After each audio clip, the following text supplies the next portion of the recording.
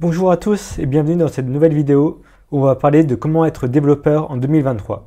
Donc déjà, être développeur, moi ça fait 5 ans que je le suis, 5 ans que j'ai commencé ma carrière de développeur. Pour cela, j'ai d'abord fait une prépa PCSI physique-chimie à Versailles, puis j'ai fait 3 ans d'école d'ingénieur donc à Télécom Paris, qui étaient des études plutôt généralistes, et depuis j'ai continué dans le développement. Mais dès la prépa, j'avais déjà des cours de Python. Puis en école d'ingénieur, j'ai eu des cours de Python, puis de C, puis Android aussi, à l'époque. Et on avait pas mal de projets. Mais donc si c'était à refaire, je vais vous dire mon top 5 de comment devenir développeur en 2023. En supposant que si j'avais 18 ans et que je ne savais pas comment le faire. Donc la première façon la plus simple pour moi, ça serait de faire l'école 42. L'école 42, c'est quoi? C'est une école qui a été créée par Xavier Niel, qui est gratuite et qui est accessible sans diplôme, sans rien. Ça, c'est 42. Une école de code gratuite, sans cours, sans prof, qui fait rêver beaucoup de jeunes. Il n'y a pas besoin d'avoir des bonnes notes au bac, il n'y a pas besoin d'avoir des bonnes notes au lycée. Il faut surtout avoir une énorme motivation. Parce que l'école 42, la première année, elle est très dure avec l'épreuve de la piscine. La piscine, c'est l'examen d'entrée de 42. Ça dure 1 mois et c'est très difficile. Mais apparemment, c'est vraiment une très bonne école. Que là, si on regarde sur leur site web, on peut voir que les salaires de sortie sont évalués à 47 000 €, ce qui est quand même énorme, qui est comparable à beaucoup d'écoles d'ingénieurs, et même bien meilleur que beaucoup d'écoles d'ingénieurs notamment, ou d'écoles de commerce. Donc c'est vraiment intéressant. Ce qui est encore plus intéressant, c'est qu'il n'y a aucun cours. Et il n'y a pas de prof, il n'y a rien, t'es juste toi seul face à ton ordinateur, face au petit dossier en haut, où genre juste tu double-cliques et il y a un truc qui s'ouvre, t'as un tuto. Donc c'est pas du tout théorique, c'est vraiment très pratique, c'est par projet de groupe. Et pour avoir connu des gens qui sortaient de l'école 42, ils étaient vraiment forts en code, et c'est ce qu'il y a besoin pour être un bon développeur.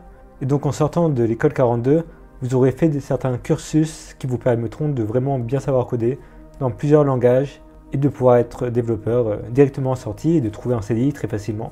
Donc vraiment, si vous habitez à Paris et que vous ne savez pas quoi faire, l'école 42, je pense que c'est vraiment pas mal. Après, je vois 2 petits problèmes à ça.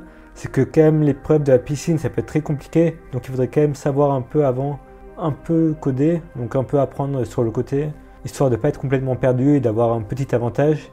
Et pour le moral, je pense que ça peut être vraiment pas mal. Et sinon, le deuxième problème, ça peut être qu'il n'y a pas vraiment un diplôme de niveau master en sortie. Alors pourquoi c'est un problème?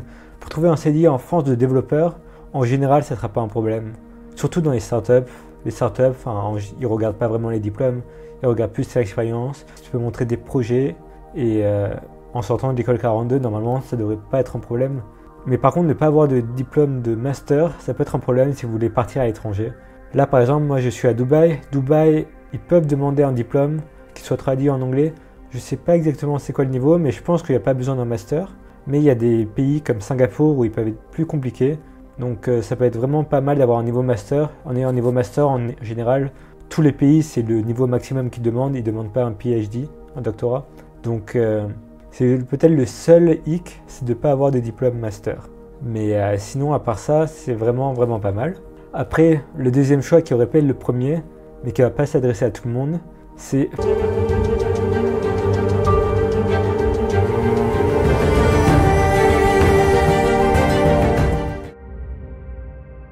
faire l'école polytechnique. Donc l'école polytechnique, ça s'atteint après avoir fait 2 ans de prépa.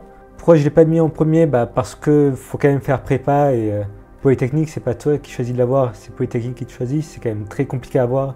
C'est un concours très dur. Un concours, j'en connais plein qui étaient très bons et qui l'ont raté. Je l'ai aussi raté, même si je ne méritais pas de l'avoir de toute façon. Mais c'est quand même vraiment dur à avoir. Mais si vous avez le niveau pour avoir Polytechnique, honnêtement, foncez. L'intérêt par rapport à l'école 42, c'est que vous ne ferez pas que du code, donc vous aurez quand même une ouverture d'esprit. Vous aurez un niveau d'anglais minimum, vous aurez un niveau de communication. Donc ça peut être pas mal pour les gestions de projet, pour même l'entrepreneuriat. Je pense que l'école polytechnique va plus vous aider que l'école 42 si vous voulez créer votre start-up ou créer votre propre projet. Et même ça donne une légitimité en France notamment d'avoir fait l'école polytechnique pour pouvoir lever des financements, pour pouvoir juste recruter des personnes aussi. Que l'école polytechnique, ça reste quand même la meilleure école, très reconnue.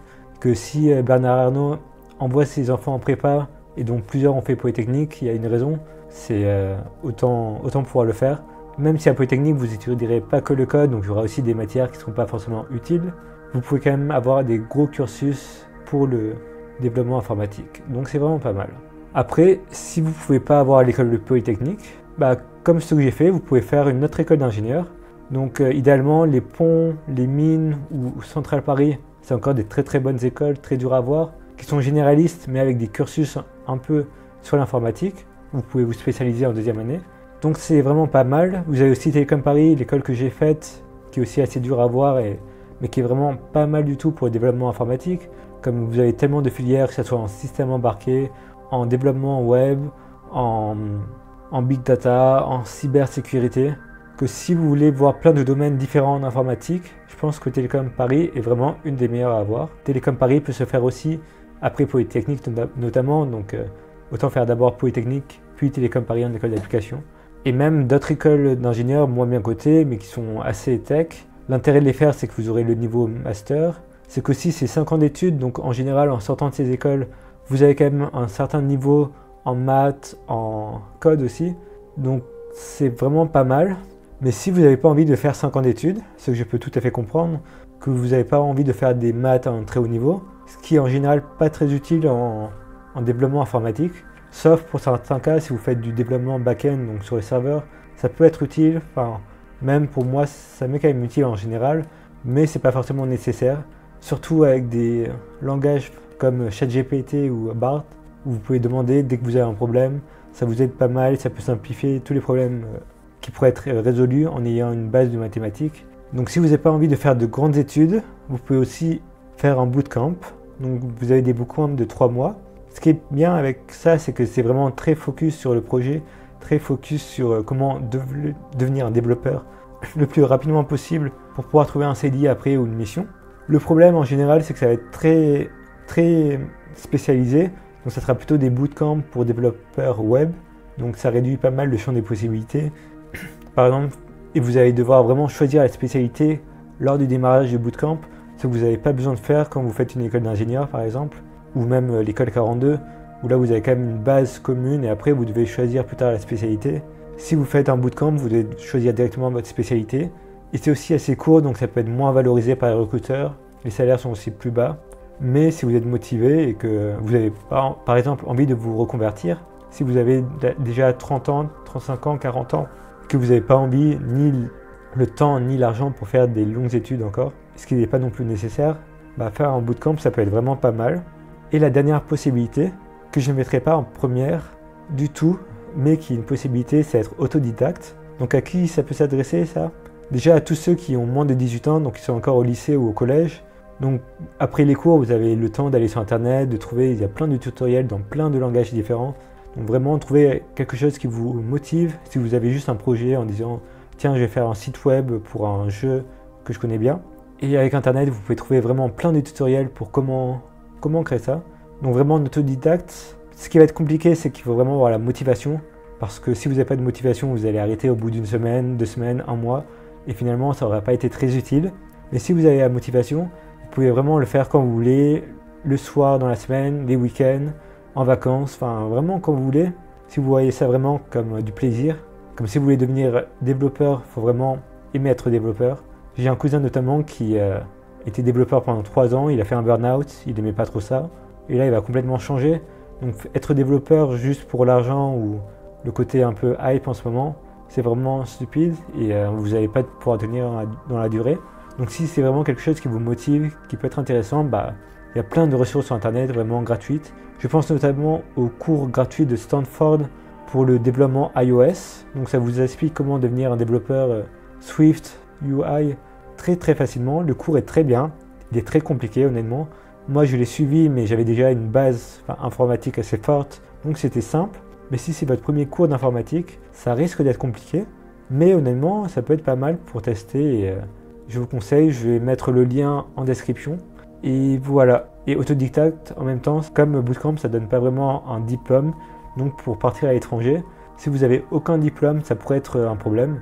Mais si par exemple vous avez une licence ou un master en psychologie, je connaissais en Thaïlande où il avait fait un master en psychologie, puis une licence en informatique. Le master ne lui servait à rien, sauf pour les questions de visa, ça peut être toujours utile. Donc si vous avez déjà un master dans un autre domaine, faire en autodidacte ou en bootcamp, ça peut être une solution pour vraiment commencer.